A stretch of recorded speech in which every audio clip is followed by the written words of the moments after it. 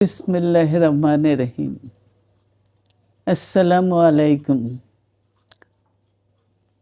দীর্ঘদিন অসুস্থ থাকার পর আপনাদের সামনে কথা বলতে পারার জন্য আল্লাহর কাছে শুকরিয়া আদায় করছি।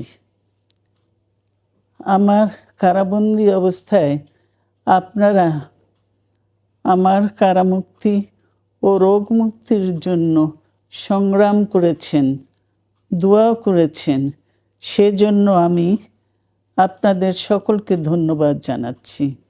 দীর্ঘ আন্দোলন সংগ্রাম ও ত্যাগের মধ্য দিয়ে আমরা ফ্যাসিবাদী অবৈধ সরকারের কাছ থেকে মুক্তি পেয়েছি।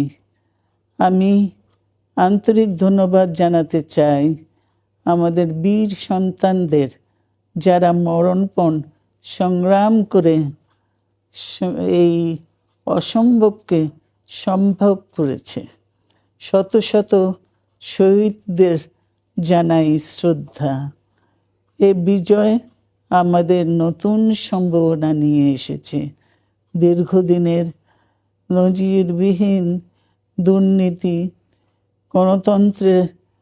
গণতন্ত্রের ধ্বংসের স্তূপের মধ্য থেকে আমাদের নির্মাণ করতে হবে এক সমৃদ্ধ বাংলাদেশ। ছাত্র তরুণরাই আমাদের ভবিষ্যৎ।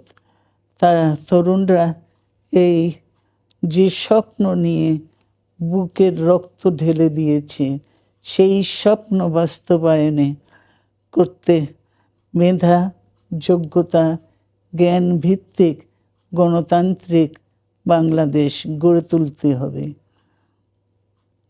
শোষণহীন সমৃদ্ধ বাংলাদেশ।